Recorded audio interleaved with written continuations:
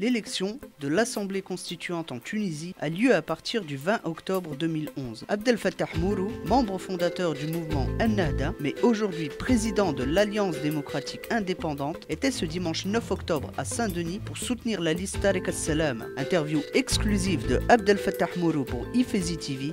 Entretien. Salam alaikum. Donc, on assiste en fait depuis plusieurs années en France à une série d'actes islamophobes, de déclarations islamophobes, notamment des hommes politiques et des médias. Et on voudrait savoir quelle est votre position, comment en tant que candidat à la présidentielle en Tunisie, vous pourriez apporter des solutions à ce qui se passe aujourd'hui en France. Est-ce que vous pensez, il faudrait préciser de ta part. Est-ce que vous pensez notamment que les récents événements en Tunisie ou dans d'autres pays arabes pourront faire évoluer la politique française intérieure à l'égard de ces citoyens de confession musulmane versus ce qui se passe à l'extérieur? Je voudrais tout d'abord préciser que je suis simple candidat à la constituante seulement. Il ne s'agit pas d'élection présidentielle. Mais quant au mouvement d'islamophobie que nous vivons depuis presque plus que 10 années, surtout après les événements du 11 septembre, c'est un mouvement qui a dépassé ses limites et qui essaie de présenter l'islam et les musulmans comme danger public concernant la société européenne et les Amériques. Ce qui n'est pas vrai. Nous avons côtoyé les Européens, nous avons vécu ensemble pendant des décennies sans qu'il y ait des problèmes et sans que l'islamophobie eût apparu chez nous. Ce qui se passe maintenant, c'est que l'économie de l'Europe passe par des difficultés. On essaie de mettre la responsabilité de ces difficultés sur les épaules des immigrants et surtout les musulmans. Et à partir de ce point-là, on essaie de démontrer que tous les problèmes qui se posent pour l'Europe et les Amériques, c'est les musulmans qui en sont responsables, c'est l'islam qui en est responsable. Alors que ce n'est pas vrai. Et il est du devoir de tous les musulmans de présenter leur religion comme elle est, dans sa nature, de la présenter et d'ouvrir un dialogue avec les Européens pour que cette islamophobie s'arrête. Mais est-ce que vous pensez qu'au regard de ce qui s'est passé, notamment en Tunisie pour ce qui vous concerne, la politique d'un pays comme la France pourrait évoluer à l'égard des citoyens de confession musulmane? On sait très bien qu'il y a eu certains rapports particuliers entre le pouvoir français et l'ancien régime en Tunisie. L'évolution qui semble se dessiner dans votre pays, est-ce que vous pensez que ça peut avoir une influence, dans un sens ou dans l'autre, bien évidemment, en pire ou en mieux vis-à-vis des citoyens de confession musulmane en France? Nous voyons d'un œil inquiet l'appui qui a été donné par les puissances européennes aux pouvoirs dictatoriaux qui se sont installés chez nous en Tunisie ou ailleurs dans les pays arabes. Et ces pouvoirs dictatoriaux ont été appuyés jusqu'au dernier jour.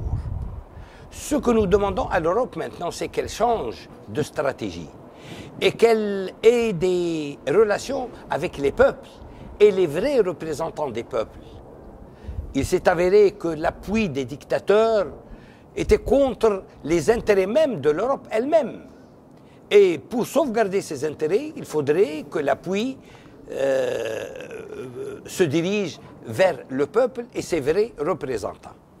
Vous prenez aujourd'hui n'importe quel citoyen de quelque pays du monde qu'il soit, lorsqu'il voyage à travers le monde, lorsqu'il est dans un autre pays et qu'il est attaqué, que ce soit justement parce que c'est un dealer ou injustement, le pays dont il est origine tout de suite se mobilise pour exiger des explications, voire même pour exiger une libération lorsqu'il y a prison derrière.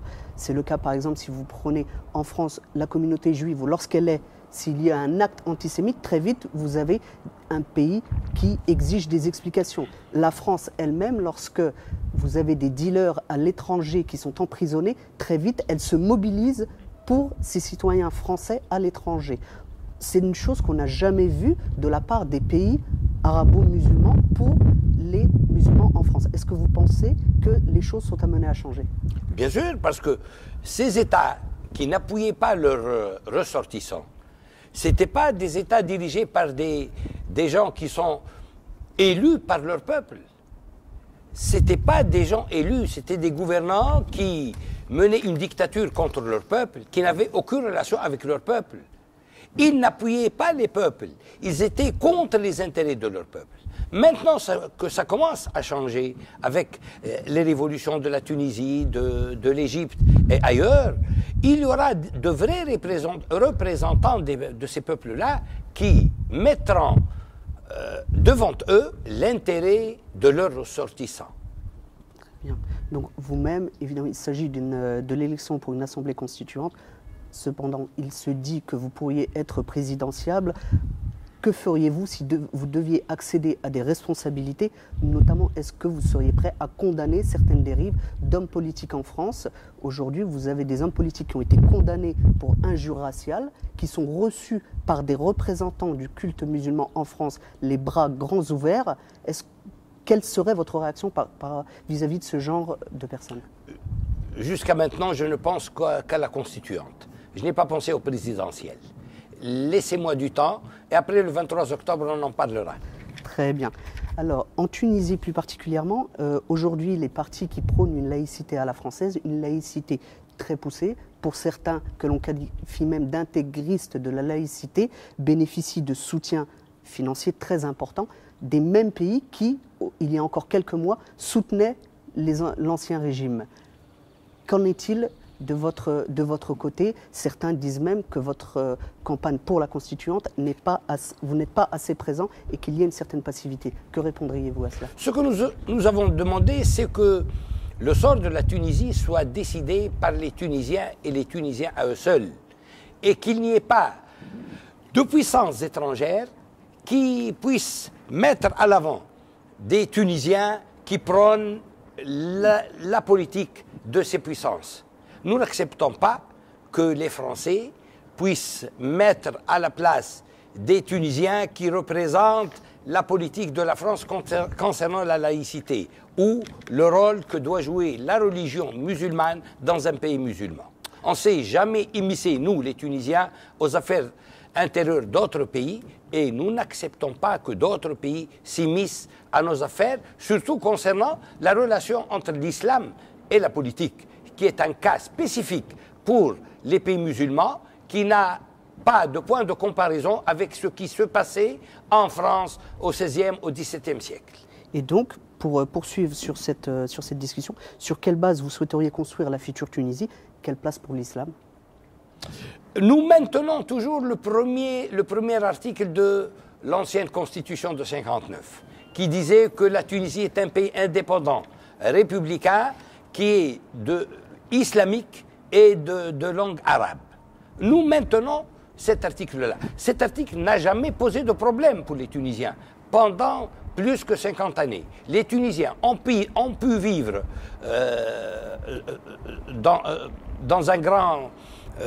dans une grande discussion entre eux, sans qu'il y ait de problème. Jamais un Tunisien ne s'est plaigné de cet article-là, qu'il a dit qu'il a été obligé à suivre une confession qu'il n'accepte pas ou qu'il a été perturbé dans ses libertés privées et ses libertés publiques. D'accord. Très souvent, en Europe, on convoque une certaine inquiétude. On s'inquiète de l'arrivée au pouvoir de ceux que l'on qualifie ici d'islamistes. Qu'est-ce que vous répondriez à cela? Je parlerai plutôt d'islamique et non pas d'islamiste, parce que l'islamiste, c'est d'une connotation péjorative. Mais l'arrivée d'islamique au pouvoir dans un pays musulman est tout ce qu'il y a de naturel. On n'est pas dans un pays catholique et qu'on prend ces distances de musulmans qui viennent gouverner un pays catholique. Nous sommes musulmans dans un pays musulman et nous voulons gouverner notre pays. Qu'est-ce qu'il y a de plus naturel? Mais vous savez qu'en Europe, il y a des têtes qui ne cessent d'avoir un penchant vers le colonialisme, l'ancien colonialisme, et qui veulent devenir les maîtres de nos pays indépendants après l'indépendance. Eh bien, ceci n'est pas acceptable chez nous. L'une des choses qui a motivé en France l'islamophobie, des lois qui ont été votées en 2004 pour les adolescentes, en 2011 pour des adultes dans la rue qui portent le voile intégral, l'une des raisons avancées serait la place de la femme, serait le fait que l'islam n'accorde pas sa place à la femme. Aujourd'hui, en Tunisie, on entend, en France, pardon, à l'égard de la Tunisie, on entend le même discours. On craint l'arrivée donc d'un pouvoir qui reviendrait sur certains, entre guillemets, acquis de la femme en Tunisie. Qu'en est-il? Nous avons toujours dit que notre programme n'est pas un programme qui veuille changer la nature de la société tunisienne. Nous maintenons la forme et la nature de la société qui existe déjà. C'est-à-dire que nous appuyons les acquis de la femme, surtout dans le code de statut personnel qui est appliqué en Tunisie depuis 1957. Et nous n'envisageons jamais le changement de ces acquis-là, surtout sur le plan de la polygamie, ou la tutelle de la femme sur ses biens et sa tutelle sur les biens de ses fils. Et très rapidement, en matière de politique internationale, la Turquie aujourd'hui est un modèle reconnu dans le monde musulman. Est-ce que vous pensez que c'est un modèle qui pourrait s'appliquer demain en Tunisie? Vous savez, on parle toujours de modèle islamique. Ça n'a jamais été un modèle islamique. Eh bien, les programmes qui sont appliqués par Hizb al-Adala en Turquie sont des programmes laïques, des programmes économiques, sociaux et politiques laïques qui n'ont aucune relation avec l'islam. On parle de musulmans qui appliquent des programmes qui n'ont aucune relation avec l'islam. Eh bien, nous l'acceptons. Mais jamais Hizb al-Adala n'a été un parti qui prône l'application de la charia islamique, ou bien des programmes qui veuillent mettre en application des programmes économiques musulmans. Vous le savez bien, c'est le libéralisme qui règne, qui sévit en Turquie. Eh bien, nous sommes pour un régime pareil en Tunisie. Très bien. Vous êtes membre fondateur du mouvement Ennahda en Tunisie. Aujourd'hui, vous vous présentez au nom d'un autre parti. Pourquoi? J'ai quitté Ennahda depuis le mois de mars 2011. J'ai des différends, j'ai un autre programme qui reste toujours dans la sphère islamique, mais qui n'a pas la même allure et la même spécificité que le programme d'Ennahda. Et je n'ai pas constitué un autre parti. J'ai constitué un programme pour une liste indépendante. Et j'ai essayé de grouper quelques listes, d'autres listes. Nous avons maintenant 24 listes qui sont groupées, chapeautées par moi, et nous entrons dans les élections prochaines ensemble. Dernière question, quel message vous souhaitez adresser aux Tunisiens en France? Et les Tunisiens qui vivent en France doivent se comporter comme des Français, et ils doivent se sentir dans leur pays. La France est leur deuxième pays. Ils doivent respecter sa constitution et ses lois et respecter la société française. Qu'en est-il lorsque ces lois les empêchent de vivre pleinement leur foi? La loi de 2004 pour des adolescentes, j'y reviens, la loi de 2011 pour des adultes. Depuis quelques semaines, on nous parle d'enfants qui n'auraient plus le droit de manger halal dans les cantines. Qu'en est-il? Il faut essayer de changer ces lois par les voies démocratiques qui s'apprêtent dans un pays démocratique. Je vous remercie. Barakallahu fik.